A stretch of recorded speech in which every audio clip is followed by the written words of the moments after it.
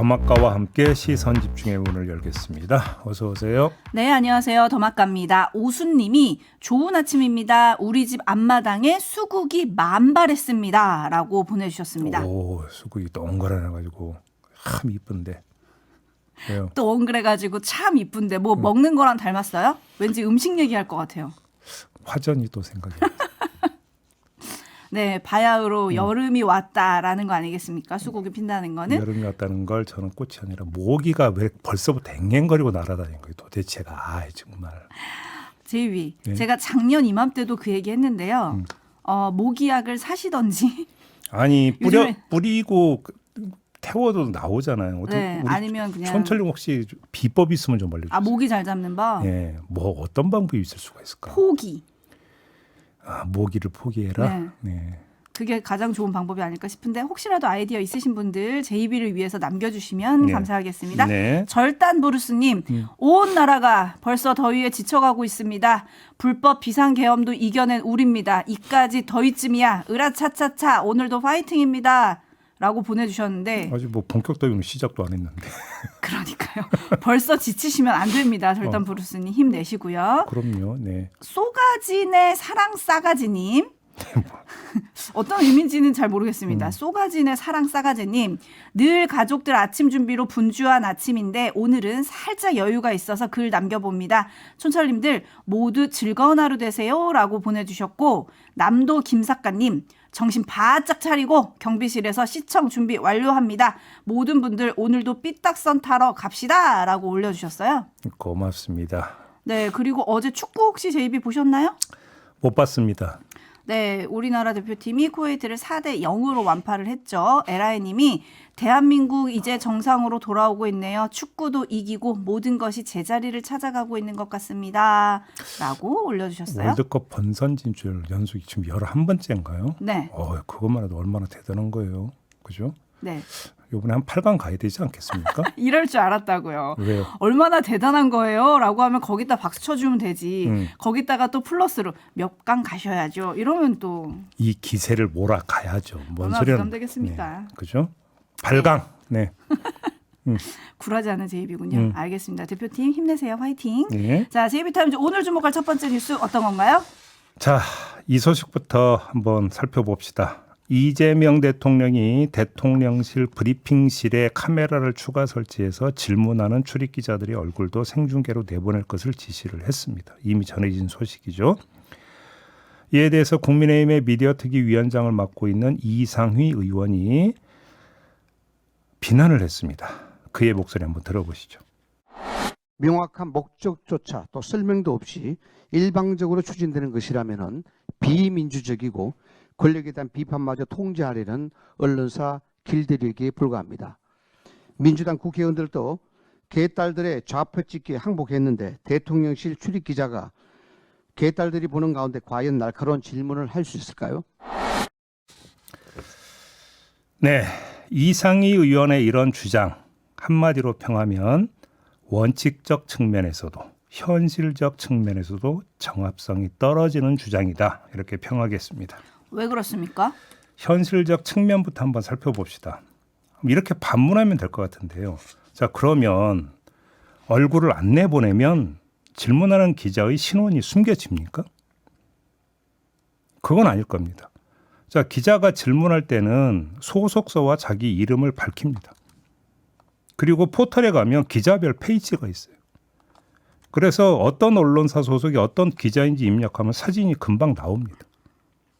이게 현실입니다. 기자 얼굴 공개를 가지고 시비를 거는 건 비현실을 넘어서 반현실이다. 일단 이 점을 좀 먼저 지적을 하고요. 이번엔 원칙적 측면을 좀 말씀을 드리겠는데 기자가 질문을 하는 건 사적 대화 차원이 아닙니다. 국민의 알 권리를 대신 구현하는 차원의 국민을 대신한 질문입니다. 그래서 대통령의 기자회견 타이틀이 종종 국민과의 대화로 달리고 하는 거 아니겠습니까? 기자들과 회견하지만 기자들은 매개자이고 결국은 국민과 대화를 한다고 해서 이렇게 지금 타이틀을 달고 하는 거 아니겠습니까? 따라서 매개자로서 기자의 신원을 정확히 밝히는 건 국민에 대한 도리를 넘어서 그건 의무다. 오히려 이렇게 보는 게 맞습니다. 원칙적으로. 자, 이상희 의원은 이명박 정부 때 청와대 홍보수석실에서 일했던 의원으로 제가 알고 있는데요. 기자회견의 형식과 원칙에 대해서 누구보다 잘 알아야 되는 의원 아닙니까? 그런 의원이 저런 비난을 한다? 그걸 어떻게 이해할 수 있겠습니까? 뭘 몰라서 저렇게 비난을 한다 이렇게 봐야 되는 겁니까? 그렇게 보긴 좀 힘든 거 아니겠습니까? 그럼 뭘 지금 겨냥을 한 겁니까? 오히려 이걸 좀 물어야 될 것 같다 이런 말씀까지 드리겠습니다. 네, 촌철님들의 반응이 뜨겁게 올라오고 있는데요. 몰닥스님, 그냥 질문을 잘하면 되지 않을까요? 네. 네, 그리고 임금님교육 캔디님, 그럼 백악관도 비민주적이라는 얘긴가요? 라고 물음표 2개 찍어주셨고요. 알권리님, 전 정권에서는 날카로운 질문 했답니까? 라고 올려주셨고, 물프레님, 얼굴 보여준다고 언론 탄압이요? 비행기 안 태운 게 더한 것 같은데요. 뭐 이런 의견들이 지금 들어오고 있고 1793님 이건 반대를 위한 반대가 아닌가 싶습니다. 그러니까요. 라는 의견 보내주셨고요. 신원섭파님 브리핑룸 카메라 설치를 언론사 길들이기로 몰아가나요? 그렇게 좋아하는 미국 스타일 아닙니까? 그러게 말입니다. 네, JB타임즈 다음 주목할 뉴스는요. 경찰이 윤석열 전 대통령에게 5일에 출석하라고 요구했지만 불응하니까 다시 12일에 출석하라고 통보를 했습니다. 이건 어제 전해드렸는데요. 윤석열 전 대통령 변호인이 YTN 기자에게 직접 출석하지 않을 것이다 라고 말을 했다고 합니다. 경찰의 출석 요구를 망신주기식 출석 요구로 규정을 하면서 서면으로 언제든 상세히 답변하고 경우에 따라 방문 조사도 고려하고 있다는 취지의 의견서를 오늘 경찰에 제출할 예정이다. 변호인이 이렇게 밝혔다고 하는데요. 경호처 직원들에 대한 상세한 조사가 이루어진 만큼 윤석열 전 대통령에게 소환을 요구하는 건 문제가 있어 보인다라는 주장도 함께 했다고 합니다. 네, 윤곽근 변호사가 범죄가 성립될 수 없는 부분에 대해서 지금 경찰이 소환 통보를 하는 거다. 뭐 이런 얘기를 했던데 이거 어떻게 평가해야 됩니까? 일단 좀 크게 봅시다.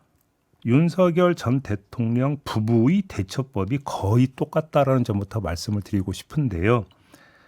건진법사 의혹을 수사하는 서울 남부지검이 아크로비스타를 압수수색한 적이 있었습니다. 이때 김건희 씨 측에서 입장이 나왔는데 어떤 것이었냐면 전 대통령 부부에 대한 망신주기다라고 주장을 했었습니다. 아울러 어제 전해드렸죠. 명태균 의혹을 수사하는 서울중앙지검에 의견서를 보냈다고 전해드렸습니다. 김건희 씨의 이런 대응과 윤석열 전 대통령의 대응이 거의 판박이 아닙니까? 역시 부부는 일심동체인가 보다. 일단 이전부터 좀 말씀을 드리겠고요. 이런 대응에 굳이 한마디 토를 달자면 이 두 마디로 족할 것 같습니다. 윤석열 전 대통령 부부의 망신보다 그 부부로 인한 나라 망신이 더 크다라는 점을 먼저 환기시켜드리고 싶고요. 두 번째, 아직도 자신들이 대통령과 영부인인 줄 착각하고 있다는 점 또한 환기시켜드리고 싶습니다. 일반인이 나 출석 못해. 만약에 그런 의견서를 제출했다고 칩시다. 검찰이나 경찰이 어떻게 나오겠습니까? 무서워서라도 그렇게 얘기 못합니다. 그죠? 여기까지입니다. 네, 문봉철님이 시대가 바뀌는 줄 아직 모르나요? 라고 올려주셨고 모래내 낑깡님은 경찰이 체포하러 갈까요? 왜 그분만 서면 조사합니까? 라고 물어주셨는데 아직 서면 조사가 결정된 건 아닙니다. 그렇죠? 그럼요. 그러니까 바로 여기서 어제도 잠깐 말씀을 드렸는데 제가 한 차례 출석 요구 불응했고 두 차례 출석 요구도 불응할 것이 기정사실입니다. 관례상 3번까지는 출석 요구를 한다고 합니다. 근데 이때도 불응하면 어떻게 되느냐? 체포영장 발부받아서 체포에 나선다라고 합니다.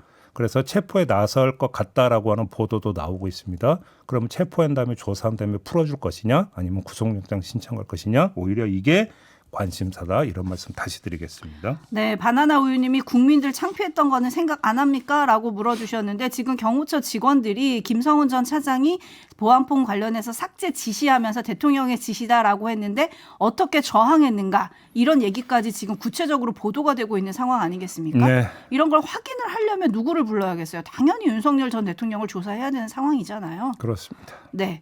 그리고 어제 김건희 여사와 건진법사의 휴대전화 문자 메시지 내용 내용이 좀 보도가 됐습니다. 이건 어떻게 봐야 됩니까? 이게 2022년 3월에서 5월 사이에 두 사람 간에 문자가 주고받은 게 있었다. 한 3차례 정도 된다. 이런 요지의 내용 아니겠습니까? 네. 자, 이 기간에 뭐가 또 있었다라는 겁니까? 샤넬백이 건너갔죠. 그러니까요. 관련성을 당연히 파야 되는 거 아니겠습니까? 그죠? 요걸 좀 이제 그 체크를 한다. 요 말씀까지만 드리겠습니다. 네, 뉴스와 분석이 함께하는 제2비타임즈 함께하고 계신데요. 다음 주목할 뉴스는 어떤 건가요? MBC가 어제 더불어민주당 원내대표 경선에 나선 김병기 의원 관련 의혹을 제기를 했는데요. 그 뉴스 잠깐 들어보시죠. MBC는 지난 2016년 7월 김 의원의 부인인 이모 씨와 이현수 당시 국정원 기조실장 사이 통화 녹음을 입수했습니다. 예, 저희 기조실장님 전화 맞습니까? 예. 아, 예, 안녕하십니까. 저 김병기 안사람입니다. 김 의원의 아들은 2014년부터 2016년까지 국정원 채용에 도전했다 탈락했는데 이 씨는 결례를 무릅쓰고 전화했다면서 이 채용에 대해 언급합니다. 검증조차 하지 않고 신원조에서 탈락시켜서 젊은 사람 인생을 그렇게 예. 해놨는데 하물며 작년에도 저희 몰래 네. 국정원 시험을 치러서 예. 필기시험까지 통과했는데도 못 들어오게 했습니다. 이전 기조실장은 김 의원 아들 이름을 직접 언급하며 곧 경력직 채용이 있을 거라고 답했습니다. 네, 이 통화가 이루어진 게 2016년 7월인데 이 아들은 2016년 10월에 경력직으로 채용은 되긴 했다고 합니다. 아무튼 이 사실 전해드리고요. MBC가 이런 보도를 내놓자 김병기 의원이 해명에 나섰는데 그 해명도 잠깐 들어보시죠. 2018년, 2025년에 두 번 차례에 걸쳐서 그것이 문제가 없다고 공식 해명했어요. 국가정보원에서 수차례에 걸쳐서 제가 알기로는 서너 차례에 걸친 걸려서 다양하게 감찰과 감사를 진행한 상황입니다. 감사에서 감사한 결과 문제가 없다고 문제가 없는 것으로 이렇게 밝혀졌습니다. 그럼 일단 그 두 개 무엇을 보도를 하려면 두 기관은 지금 공식적으로 얘기를 한 거잖아요. 그럼 두 기관에 먼저 확인을 해봐야죠. 그 내용 이전에 이것이 그러면 왜 일어났는가에 대해서부터 처음부터 시작해야 되는 거 아닌가요? 지금 이현수 기조실장에서부터 해서 많은 걸 안 밝혔죠. 많은 걸 안 밝힌 거는 간단합니다. 거기에 관여됐던 사람들이 제 후배입니다. 우리 아들이 거기서 근무하게 되면은 걔네들은 우리 아들의 선배가 됩니다. 그럼 어떻게 되겠습니까? 범죄자를 처벌합니까? 범죄자로? 그래가지고 그 문제를 갖다가 거기서 그냥 끝낸 겁니다. 그런데 때만 되면 나옵니다. 그 자료를 포렌식한 거는 보나마나 기조실장의 아마 공식 업무폰일 겁니다. 포렌식한 사람이 그 자료를 유출했다는 것밖에 더 되겠습니까? 네, 김병기 의원은 통화 내용이 유출된 것에 대해서 수사 의뢰를 할 거다 뭐 이렇게 얘기를 하긴 했습니다. 네. 이 논란 어떻게 봐야 될까요? 뭔가 좀 스토리가 있다라는 얘기잖아요. 김병기 의원의 주장은. 그렇죠? 자, 그 스토리가 뭔지를 좀 알아야겠다라는 생각은 듭니다. 뭔가 복잡한 스토리가 있다라고 주장을 하니까. 그럼에도 불구하고 짚을 건 있습니다. 자, 조금 전에 들었는데요. 김병기 의원 부인의 말투는 청탁보다는 항의에 가깝습니다. 그렇죠? 이현수 당시 기조실장은 방어를 하는 듯합니다. 그런데 이게 항의이냐 압박이냐는 또 다른 차원의 문제가 될 수가 있습니다. 바로 이걸 좀 저는 여기서 얘기를 하고 싶은데요. 국정원 기조실장이 어떤 자리이고 어떤 사람인지는 우리 촌철님들을 잘 알 겁니다. 일반인이 내지 국정원 응시자 가족이 기조실장한테 전화해서 어떻게 된 겁니까? 따질 수 있다고 생각하십니까? 꿈도 못 꿉니다. 그런데 김병기 의원 부인은 그렇게 했습니다. 도대체 어떤 비결로 그렇게 했을까를 일단 먼저 따져봐야 되는 거 아니겠습니까? 자, 그러면 이 통화가 이루어졌다는 2016년 7월로 거슬러 올라갈 필요가 있는데 이때 김병기 의원은 어떤 신분이었느냐를 봐야 된다고 생각합니다. 이때 그 총선에 갓 당선돼서 국회 정보위원회, 바로 국정원을 담당하는 위원회입니다. 국회 정보위원회 간사였던 걸로 제가 알고 있는데 혹시 그 직위가 부인이 국정원 기조실장에게 다이렉트로 전화를 해서 이렇게 따지는 듯한 발언을 할 수 있는 배경이 됐느냐 안 됐느냐. 일단 이것부터 좀 점검을 해야 되는 거 아니겠습니까? 여기부터 저는 그러니까 문제를 풀기 시작을 해야 된다고 생각을 합니다.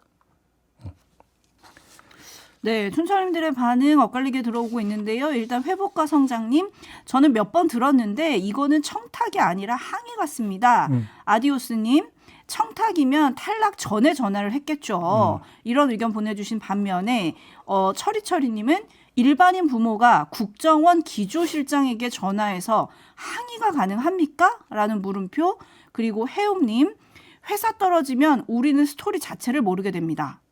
그렇죠. 네, 왜 떨어졌는지도 모르죠. 그렇죠. 이런 의견들이 지금 엇갈려 들어오고 있고, 그리고 또 국정원 기조실장을 지냈고 제1차장을 지낸 박선원 의원 있죠. 민주당 네네네. 의원. 민주당 의원은 어제 페이스북에 김병기 의원 아들의 국정원 채용 과정에는 어떤 비위도 없다. 이거 이미 여러 차례 내부에서 확인이 된 부분이고 서훈 국정원장 때는 별도의 TF를 꾸려서 사안을 면밀히 조사했지만 특이사항이 발견되지 않았다. 뭐 이렇게 두둔하는 글을 올리기도 하긴 했습니다. 네, 이제 그것과는 별개로 저는 그 전화 통화가 이루어졌던 배경을 지금 이야기를 하고 있는 겁니다. 네. 네, 또 추가 해명이 나올지 이것도 좀 지켜봐야 될 것 같고요. 수사 의뢰를 한다고 했으니까 또 뭐 수사 관련한 이야기도 나올 수가 있겠죠. 뭐 그럴 수도 있겠죠. 네. 네, JB타임즈 함께하고 계신데요. 다음 주목할 뉴스는 어떤 건가요? 자, 잊을만 하면 나오는 소식인데요. 국세청이 고액 상습 체납자 710명을 선정해서 재산 추적 조사에 나서고 있다고 밝혔는데 이 710명이 체납한 세금이 대략 1조 원이라고 합니다. 와, 그럼 뭐 1인당 얼마가 됩니까? 자, 계산도 안 돼요. 네. 자, 체납 행태가 갖가지인데요. 세금 고지서를 받자마자 위장 이혼해서 재산을 분할하는 방식, 아주 고전적인 방식이죠. 그죠? 특수 관계에 있는 종교 단체에 재산을 기부하는 수법도 쓰고 있다고 합니다. 가족이나 친인척에게 상장 주식을 증여하는 방식도 나오고 있다고 하고요. 차명 계좌나 은행 대여금고에 돈을 숨기는 수법도 동원하고 있다고 합니다. 아주 비싼 미술품이나 명품을 구입하거나 또 아주 비싼 수입 차량을 리스하는 경우도 있다고 합니다. 하여간 어떻게든지 돈을 빼돌리려고 한다는 이야기가 되는 건데요. 네, 달토끼님이 와 금광이네. 김정훈님 강남 대왕고래. 이렇게 별칭을 붙여주셨는데 어제 뉴스에서 많이들 보셨을 건데 참 가지가지예요, 그죠? 조금 전에 한춘준이 금광이라고 했다고요? 네. 그 신뢰를 전해드리겠습니다. 가전제품 도매업체의 대표가 거짓 세금 계산서를 발급받은 사실이 밝혀져서 수억 원 규모의 부가가치세가 부과됐지만 납부하지 않았습니다. 이에 국세청이 이 대표의 집을 뒤졌는데 발코니에서 신문지로 덮어 쓰레기로 위장한 10만 원권 수표 다발을 발견을 했다고 합니다. 5억 원을 징수를 했다고 하고요. 이제 금광이 아니라 금괴가 나오는데요. 서울 노원구 소재 상가 양도세를 납부하지 않은 사람이 있었는데 국세청 직원이 경찰과 함께 이 사람의 거주지에 들어가서 수색을 했더니 등산 배낭 안에서 수백 돈 규모의 금괴와 현금 등 모두 3억 원을 찾아냈다고 합니다. 금이 수백 돈 규모였다는 요즘 한 돈이 얼마라고 그랬죠 저번에? 30만 원 훨씬 넘었다. 30만 원이 무슨 30만 원이에요. 훨씬 더 되지. 저도 금이랑 친하질 않아가지고. 그러니까 와, 네. 자, 베제라 신보에 비해서는 그 수법이 근데 좀 허술하지 않습니까? 그렇죠. 발코니 신문지로 한다는 이게 좀 허술한 것 같은데 가만히 생각해 보면 베제라 태세였기 때문에 저렇게 허술했을 수도 있다라는 생각을 해봤습니다. 왜? 막무가내잖아요. 막무가내는 전략, 수법이란 건 없는 거거든요. 말 그대로 베제라인 거죠. 그죠? 네. 네, 오늘의 금 시세 순금 한 돈 살 때 62만 8천 원, 팔 때는 53만 7천 원. 그러니까. 와, 대단하네요. 인납수님, 체납으로 돈 버는 한국 부자라고 좀 꼬집어 주셨고, 진희님, 체납자들 너무 당당하던데요. 오히려 막 화를 내더라고요. 그러니까 미국 가면 그 이런 사람들이 중범죄자라는 거 아니겠습니까? 그죠? 네. 자, 이렇게 마무리하죠. 더마카 수고하셨습니다. 고맙습니다.